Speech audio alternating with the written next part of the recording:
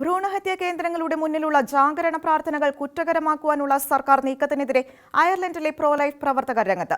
ആവിഷ്കാര സ്വാതന്ത്ര്യത്തിനും പൊതുസ്ഥലങ്ങളിൽ സമാധാനപരമായി ഒരുമിച്ച് കൂടുന്നതിനുമുള്ള അവകാശത്തിന്റെ മേലുള്ള അപകടകരമായ കടന്നുകയറ്റമാണ് ഈ നീക്കമെന്ന് പ്രോ ലൈഫ് പ്രവർത്തകയായ എല്ലിസ് മുൾറോയ് പറഞ്ഞു.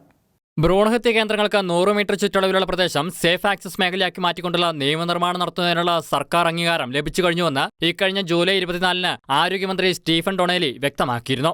പുതിയ നിയമം അനുസരിച്ച് ഭ്രൂണഹത്യ കേന്ദ്രങ്ങളുടെ 100 മീറ്റർ ചുറ്റളവിനുള്ളിൽ നിശബ്ദമായിട്ടാണെങ്കിൽ പോലും ജാഗരണ പ്രാർത്ഥന നടത്തുന്നത് കണ്ടാൽ തടവ് ശിക്ഷയോ പിഴയോ നേരിടേണ്ടി വരുമെന്ന് അദ്ദേഹം പറഞ്ഞു.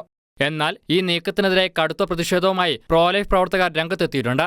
ഭാവിയിൽ ഭ്രൂണഹത്യ കേന്ദ്രങ്ങൾക്ക് സമീപം അനാവശ്യ പ്രശ്നങ്ങൾ ഉണ്ടാകാൻ ഇത് വഴിവെക്കുമെന്ന് പ്രോലൈഫ് പ്രവർത്തകയായ എലീസ മുൾറോയ് കാത്തലിക് ന്യൂസ് സർവീസിനോട് പറഞ്ഞു.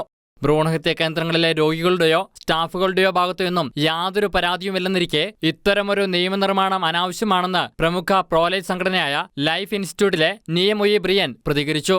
ഒരു സമയത്ത് 2 സ്ത്രീകൾ മാത്രം അമ്മമാർക്കും കുഞ്ഞുങ്ങൾക്കും വേണ്ടി നിശബ്ദമായി പ്രാർത്ഥിച്ചുകൊണ്ട് അബോർഷൻ കേന്ദ്രത്തിനു ചുറ്റും നടക്കുക മാത്രമാണ് ജാഗരണ പ്രാർത്ഥനകളിൽ സംഭവിക്കുന്നതെന്നും അവർ ചൂണ്ടിക്കാട്ടി.